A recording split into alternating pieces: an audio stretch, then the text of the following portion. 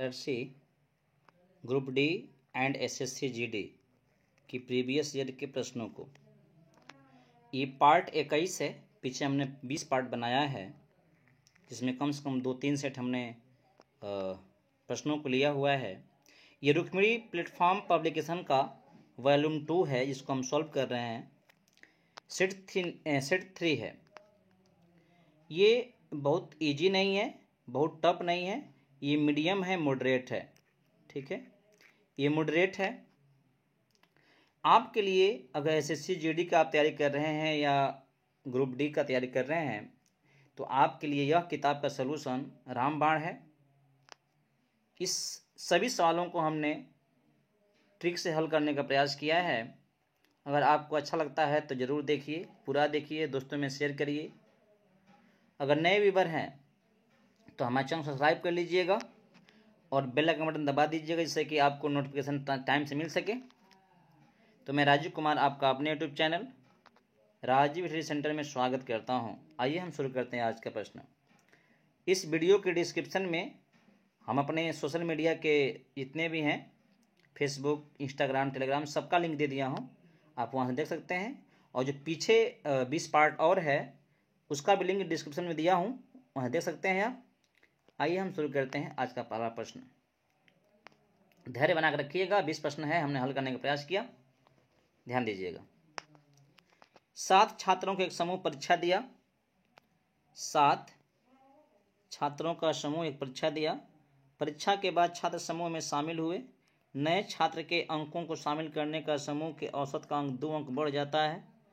प्रारंभिक 7 विद्यार्थियों के औसत के अंकों में तुलना इस छात्र से ने कितने अधिक अंक प्राप्त किए। ध्यान दीजिएगा, पहले जो भी रहा होगा सबका औसत कहते हैं किसे औसत, सबका अंक बराबर हो तो x x x x सबका क्या है, 6 लोगों का जो औसत मान है कुछ भी है x x x। क्या हुआ कि जब 7वां शामिल हो गया, 7वें का अंक शामिल हो गया तो सबका जो है +2 हो गया, सब में +2 जुड़ गया, सब में +2 हो गया। ठीक है ना। तो अब देख रहे हैं कि यहाँ 2 बढ़ गया, यहाँ 2 बढ़ गया, यहाँ 2 बढ़ गया, ऐसे 6 बार 2 बढ़ेगा और स्वयं है वहाँ पर भी 2 बढ़ेगा, माने 7 बार 2 बढ़ जाएगा। यानी कितना हो जाएगा, 14 गो बेसी अंक हो जाएगा। वो 14 अंक बेसी कहाँ से आया है, वो 14 अंक जो बेसी आया है वह जो शामिल नया लड़का हुआ है ना उसी का अंक में से आया है। मतलब 14 जो अंक बेसी हुआ है वही सब में बंट गया है और वह 2-2 प्लस हो गया है। तो कितना बेसी है पहले की तुलना में, तो 14। मतलब ऑप्शन नंबर कौन सही है, ऑप्शन नंबर ए सही है। अगला प्रश्न देखते हैं हम लोग, प्रश्न नंबर 2। ये जो है आपका जीके से है, करंट अफेयर से है। 2017 हृदय नाथ मंगेशकर पुरस्कार से किसको सम्मानित किया गया। तो ये उस समय का है जब करंट अफेयर पूछा गया था, अभी इसके लिए उपयोगी नहीं है। तो देखते हैं अगला प्रश्न, प्रश्न नंबर 3। यह ट्रेन और प्लेटफॉर्म संबंधी है। तो देखिए ध्यान से, एक ट्रेन 155 मीटर लंबे प्लेटफॉर्म को 16 सेकेंड में और 195 मीटर लंबे प्लेटफॉर्म को 18 सेकेंड में पार करती है। तो ट्रेन की चाल ज्ञात करना है। कोई बात नहीं, जब प्लेटफॉर्म को ट्रेन पार करती है तो प्लेटफॉर्म की लंबाई आप प्लस ट्रेन की लंबाई के बराबर दूरी तय करती है। अब बट्टा में समय लगा देंगे हम 16 सेकेंड, तो चाल हो जाएगा उस ट्रेन की। अगला बोला 195 मीटर प्लेटफॉर्म को प्लस x कर देंगे, ये पार करने में चला गया दूरी है, बटा में टाइम कर देंगे, ये हो जाएगा चाल। चूँकि ट्रेन के दोनों चाल हैं बराबर हो जाएंगे। 2 8 16, 2 9 18, यह गुणा इधर कर दीजिए, इसका गुणा इधर कर दीजिए। 9 5 45 को 5, हाथ में लगा 4, 9 5 45, 4 49, 9 हो जाएगा। 9 के हम 9 और 9 4 13, आप प्लस 9x बराबर 3 गुणा कर दीजिए। 8 5 40, 8 9 72, 72 4 76, 8 1 हम 8 7 15। ठीक है ना। आप प्लस हो जाएगा 8x। जब इसको आप इधर लाएंगे हल करेंगे तो आएगा केवल x यहाँ पे बराबर जाएगा, घटेगा ये 1395 1560 में से कितना आएगा 1560 माइनस 1395 कर दीजिएगा। जो आंसर आएगा यहाँ तो 5 आएगा भाई, और 9 यानी यहाँ पे आएगा आपका 15 में से 9 जाएगा 6 आएगा, ठीक है। और यहाँ पे जो हुआ 5 में से 2 आएगा, इतना ये आना चाहिए, ठीक है। 265, क्योंकि ए से, ठीक है, 2 3 यहाँ पे 1 आएगा, 165, ठीक है ना, ध्यान दीजिएगा। अब क्या करना है, एक समाधान आ गया। ये हो गया ट्रेन की लंबाई। चाल क्या है तो ध्यान दीजिएगा, ये पूरा चाल ही तो है, ये पूरा चाल ही था। 155 प्लस x बटा में 16, ये चाल ही था। तो 155 प्लस 165 बटा में 16 कितना होने वाला है, तो 5 5 0, 6 5 11, 1 12, 1 1 2 1 3, ये हो गया 16। ये जो कट के आएगा 16 32 20 आएगा। 20 किस में आएगा, मीटर प्रति सेकेंड में आएगा। क्यों, दूरी जो भी हमने लिया मीटर में लिया है, सेकेंड टाइम जो भी लिया सेकेंड में लिया है। लेकिन जो ऑप्शन दिया है ना, ऑप्शन जो दिया है वो दिया है आपका घंटा किलोमीटर में। तो आपको पता होता है हम क्या करते हैं, तो हम क्या करते हैं भाई, जो आया है ना 20 मीटर प्रति सेकेंड, उसमें हम 18/5 से भाग करते हैं, गुणा करते हैं। क्यों कि ये आ जाए किलोमीटर प्रति घंटा में, ठीक है ना। तो उसको ध्यान दीजिएगा, 5 चौको 20, 18 चौक 72 किलोमीटर प्रति घंटा हो जाएगा। ये ऑप्शन है, ऑप्शन नंबर ए सही है, ऑप्शन नंबर ए सही है, ठीक है। देखते हैं नेक्स्ट प्रश्न को। नेक्स्ट प्रश्न देखिए क्या है,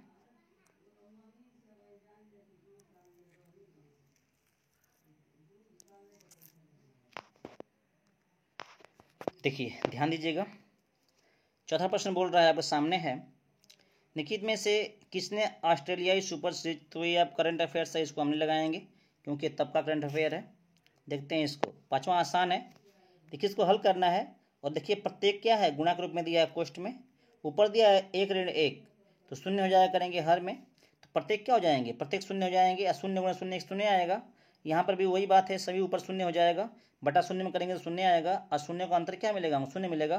तो ऑप्शन क्या है आपका सही, ए सही है। ये आसान प्रश्न था। अगला ये जो है आपका स्टैटिक जीके से है।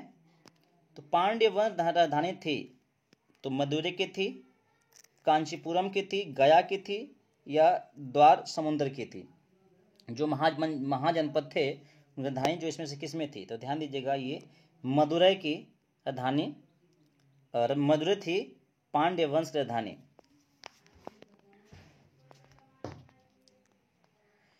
ये अगला प्रश्न है, ये देखिए अगला प्रश्न यहाँ से है, ये प्रश्न अगला है यहाँ वाला, ये प्रश्न अगला था, पिछला प्रश्न था, ये प्रश्न था हमने लगाया अभी अभी।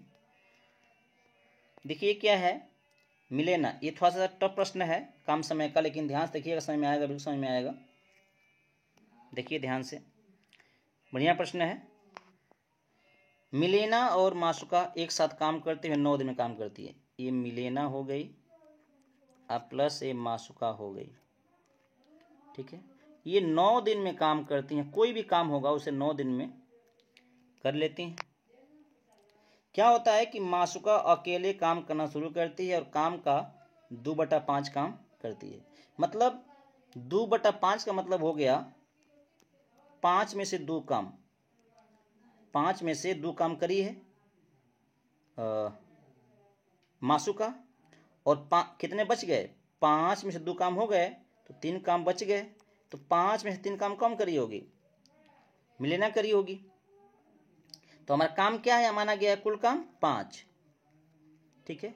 तो इस 5 को हम एक दिन का काम मान ले रहे हैं। ये 5 क्या है, एक दिन का काम है।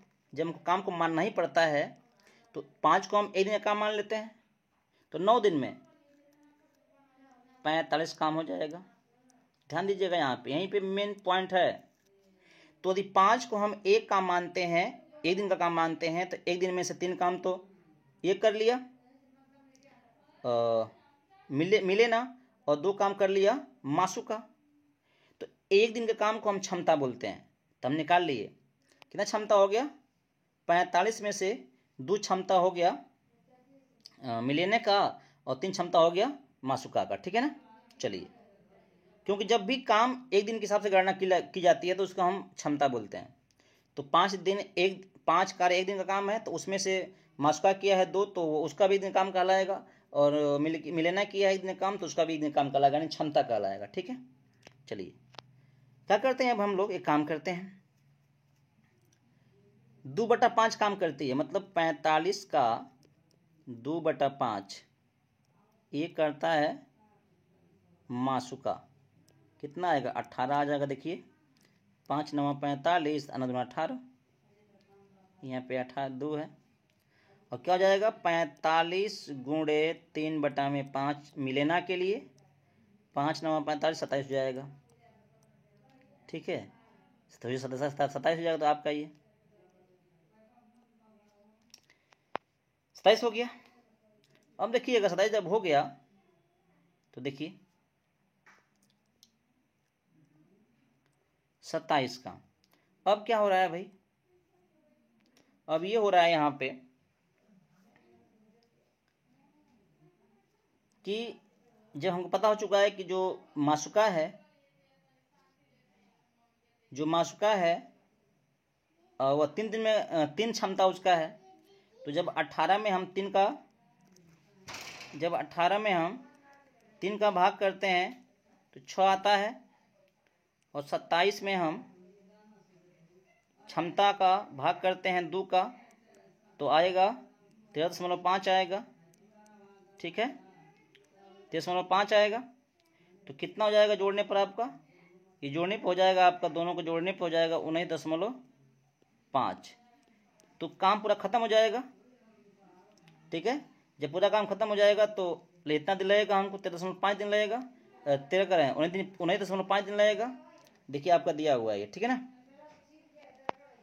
अब संतुष्ट हो रहा है, अब हम देख रहे हैं कि जो हमारा काम है 45 है काम, तो 45 काम हमारा है, कितना मैं लिया हूँ, तो देखिए मैं लिया हूँ मिलेना, कितना क्षमता आया हुआ है, क्षमता मिलेना का आया हुआ है 2 आया हुआ है क्षमता। देखिए मिलेना का क्षमता 2 आया हुआ है, ठीक है। जब 2 आया हुआ है तो 2 क्षमता जब 2 का भाग करेंगे कुल काम में तो 22.5 आ जाएगा, जो कि कार्य बटा में क्षमता दिन होता है, तो 22.5 दिन में वो काम पूरा कर लेगा। तो ये सवाल बहुत ही इम्पोर्टेंट है, ये सवाल काफ़ी हार्ड है। अगर प्रश्न आता है तो जहाँ तक मैं विश्वास करता हूँ इससे बहुत लोग छोड़ देंगे।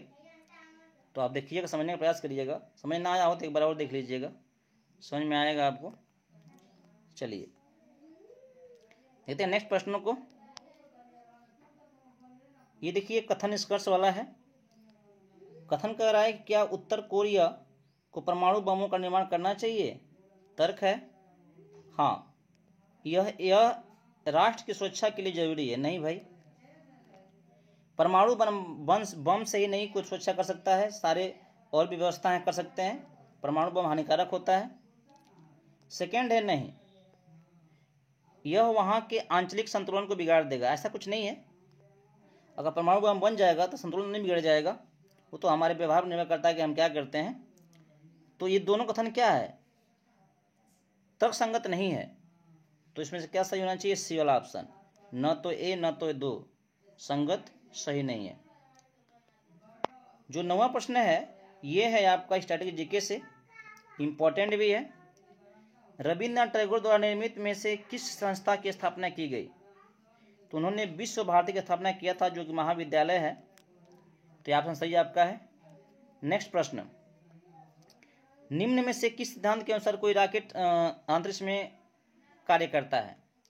तो जो अंतरिक्ष में रॉकेट उड़ता है वो समवेग संरक्षण का नियम पर काम करता है, क्योंकि जैसे गैस निकलता है उसमें से है, वैसे ही वो रॉकेट हल्की होती है। जब हल्की होती है तो उसका वेग जो होता है बढ़ता है, द्रव्यमान घटता है तो वेग बढ़ता है, और ये इसे कहते हैं समवेग संरक्षण का नियम, यानी m1 बराबर v1, m1 v1 बराबर m2 v2।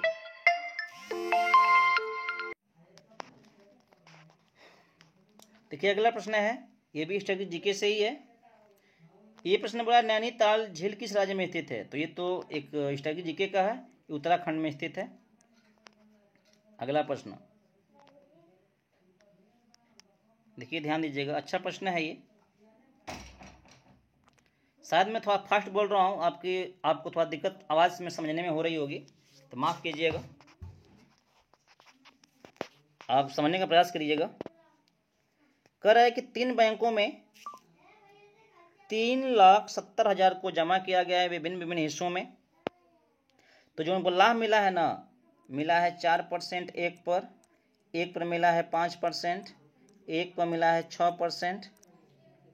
ठीक है, बदलेंगे हम तो ये आएगा 1/25, ये आएगा 1/20, ये आएगा 2/50 आएगा। ठीक है, ये आपका आने वाला है। अर्थात 25 पर एक लाभ मिलता है, 20 पर एक लाभ मिलता है और 50 पर एक लाभ मिलता है। ठीक है ना, ये करें कि नहीं, लाभ सब बराबर हैं, तो इसको भी आप कितना करिए, 2 3 से 3 यहाँ पे आएगा, ध्यान दीजिएगा, 3 आएगा, है ना, 2 से भाग करेंगे तो इसको भी 3, इसको भी 3 करिए, इसको भी 3 करिए, ऊपर अंश में, यहाँ में 3 करिए अंश में, क्योंकि अंश वाला हिस्सा ही तो लाभ वाला हिस्सा है, उसे बराबर करना है। यहाँ 3 पहले से है, 3 जब करेंगे ऊपर वाले को तो कितना हो जाएगा, 3/75 हो जाएगा, क्योंकि हमें 3 से गुणा करना पड़ेगा ऊपर नीचे। यहाँ हो जाएगा 3/60, यहाँ हो जाएगा 3/50। ठीक है, देखिए ऊपर सब बराबर हो चुका है, माने जो लाभ है बराबर हो चुका है प्रश्न के अनुसार। जो नीचे होगा वही हमारा मूलधन होगी, वही हमारा हिस्सा होंगे, जो विभिन्न बैंकों में विभिन्न विभिन्न पार्ट में जमा किया गया होगा। सबको जोड़ दें, कितना हो जाएगा, कितना हो जाएगा, तो देखिए 0 हो जाएगा, 6 5 11, सॉरी 5 यहाँ पे आएगा, ये 5 हो जाएगा आपका, और 6 5 11, 11 7 1885 हो जाएगा। 185 नहीं है कुल धन हमारा, इतना आ रहा है, लेकिन कितना कुल धन दिया हुआ है, 370,000 धन दिया हुआ है। ठीक है, कितना गुना है इसके, तो 185 का दूना 370 होता है, दूना मतलब हो जाएगा इतना, और 3 शून्य हो जाएगा यहाँ पे, इतना गुना। तो जो भी धन यहाँ पे है वो 75 नहीं होगा, ये 60 नहीं होगा, ये 50 नहीं होगा, कितना गुना हो जाएगा, सभी 2000 गुना हो जाएगा। मतलब ये हो जाएगा आपका 150, 150 और 3 शून्य बढ़ जाएगा, ये हो जाएगा आपका 2000 गुना 60, तो हो जाएगा 6 दूना 12 और 4 शून्य बढ़ जाएगा, 1,20,000। और ये 50 वाला होगा ना, ये भी बढ़ जाएगा 2000 गुना, कितना आने वाला है, 5 दूना 10, 4 शून्य बढ़ जाएगा, 1 2 3 4। ठीक है ना, ये हो गया 4। तो ये हो गया जो घेर रहा हूँ, ये 1,000, 12,000, 15,000। तो कितना हुआ ऑप्शन कौन सा है जो 15,000, 12,000, 1,000 हो, तो ये है बी वाला ऑप्शन। नेक्स्ट प्रश्न, प्रश्न अपने आप में बढ़िया प्रश्न है, आप बस ध्यान दीजिएगा, समझ में सभी आएगा। ये करंट अफेयर से सुनने लगाइएगा आप, ये तब का करंट अफेयर है जब प्रश्न परीक्षा हुआ था।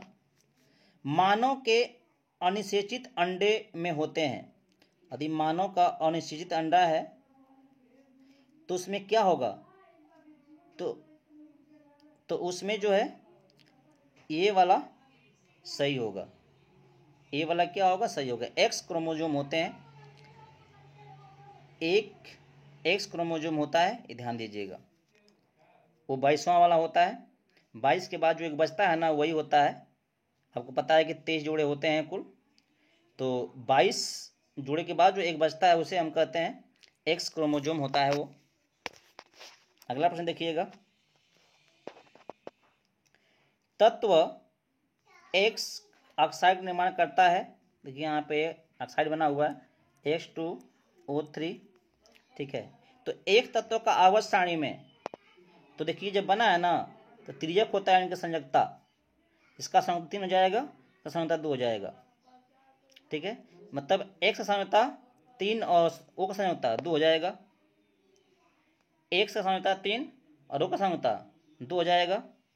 ठीक है, संयोजकता मतलब होता है 3 का मतलब हुआ कहाँ मिलेगा, ये वर्ग नंबर 13 में मिलेगा, ये कहाँ मिलेगा हमें, वर्ग नंबर 13 में मिलेगा, क्योंकि संख्या इसकी 3 है, यानी अंत में इसके क्या है, इसके अंत में कक्ष में 3 या हो सकते हैं 5, तो चूंकि ये 3 का है तो देखिए इसमें से कौन सा तत्व जो है उसी वर्ग में पाया जाएगा, संख्या समाना बनती है।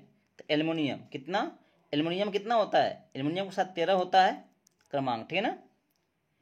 तो ये कहाँ पड़ता है, ये 13 वाले वर्ग में पड़ेगा ये भी, क्योंकि अंत में 3 ही इलेक्ट्रॉन यहाँ पर भी आएंगे, ठीक है। तो उसी वर्ग में होगा, मिलेगा, उसी गुण का होगा लगभग। तो ऑप्शन कौन हो जाएगा, सी हो जाएगा आपका। नेक्स्ट प्रश्न, ये जो 17वां प्रश्न दिया था ये करंट अफेयर से था, जिसको नहीं देखेंगे हम लोग। किसी सिस्टम में यदि पश्चिम उत्तर, ध्यान दीजिएगा ऐसा बोल रहा है ये आपको, ये पूरब है, ये उत्तर है, ये दक्षिण है, और ये जो है आपका पश्चिम है, और ये जो है पूरब है।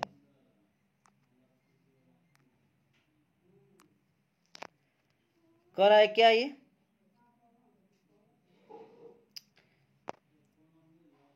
तो उत्तर क्या होगा, कह रहा है कि उत्तर क्या कर दीजिए, पश्चिम, यदि पश्चिम उत्तर पश्चिम बन जाए, जो पश्चिम है ये वाला क्या बन जाए, ये उत्तर पश्चिम, मतलब यहाँ पे चला जाए, ये कहाँ चला जाए यहाँ पे, और ये कहाँ चला जाए, तो ये पश्चिम चला गया यहाँ पे, ठीक है ना।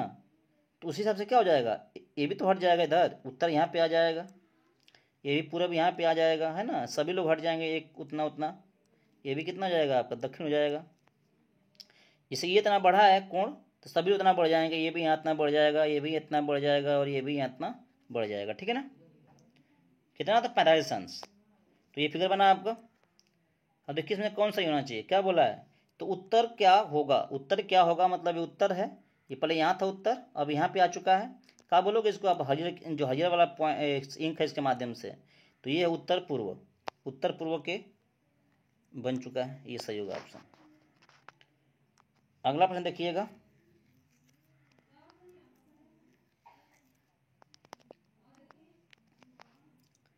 क्या है कि एडवांस गणित है त्रिकोणमिति का, 8 sec square x minus 7 tan square x बराबर 11, तो बताना है एक्स का मान क्या होगा। बढ़िया सवाल है, इसको तोड़ दीजिए।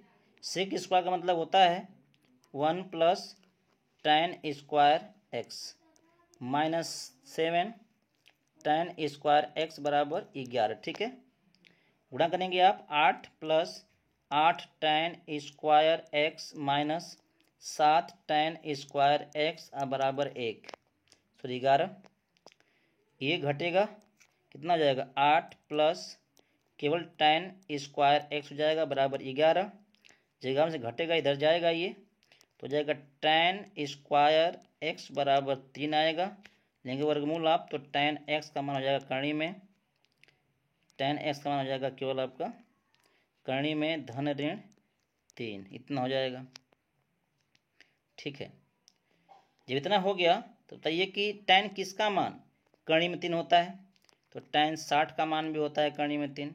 क्या 60 मिल रहा है इसमें कोण, तो 60 मिल रहा है, ठीक ना। तो ऑप्शन कौन सा होगा आपका, सी हो जाएगा।